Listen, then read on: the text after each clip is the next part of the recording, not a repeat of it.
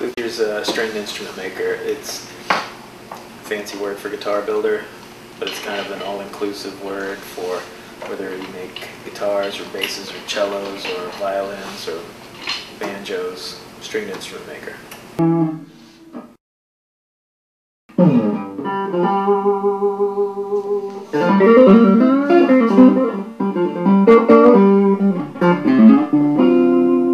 In a shop like this, in a custom environment, whoever comes up with the idea of, we'll usually start with a drawing.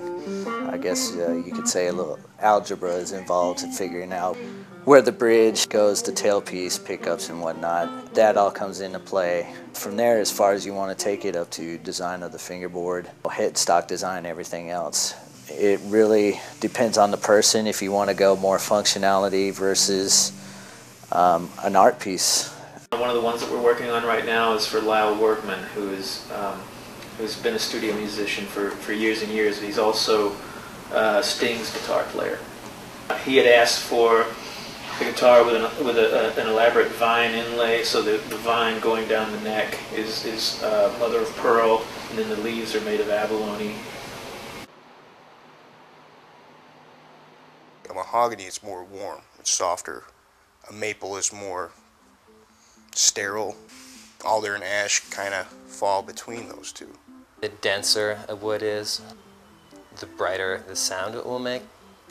And I guess a lot of people think of the tone like color, where I guess warm would be the red and the bright would be the blue, and you kind of like meet in the middle. So you can mix like maple and mahogany to meet in the middle.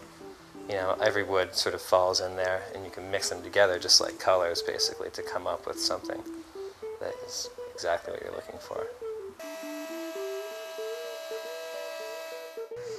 You use your templates to begin the actual, cutting of the material. Binding is decorative. Mostly when you see binding, it's usually plastic. People have been known to use, wood a lot for binding, all the way up to fine metals like gold I've seen.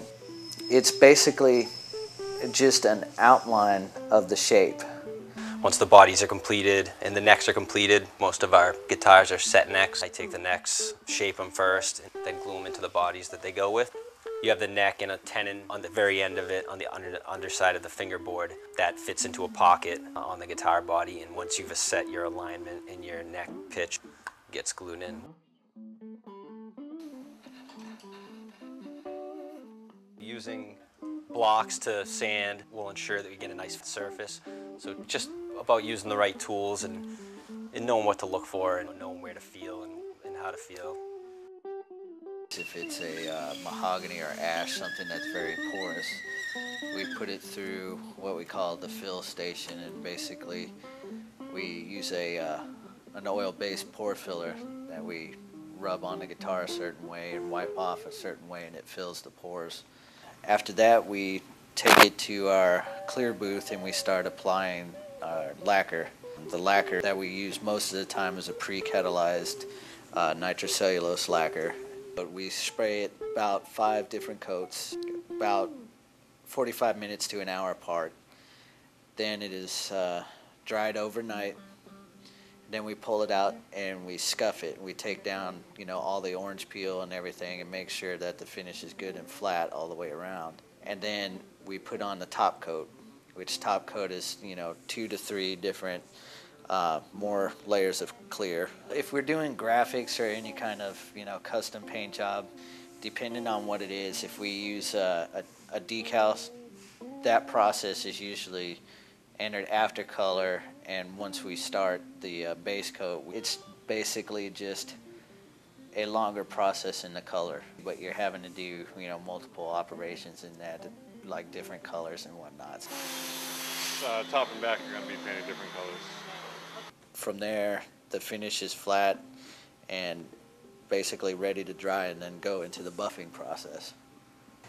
There's nothing nicer than having in your hand a new buffed guitar that's just flat, flat and shiny. And what the buffing wheels are just what they sound like. They're two wheels on the end of an arbor that spin at about 1,000 RPMs. We start with high grit sandpaper, anything from 1,000 grit we start with, and we take it up sometimes all the way up to 2,000, depending on for one, the amount of lacquer and what kind of buffing compound we want to use.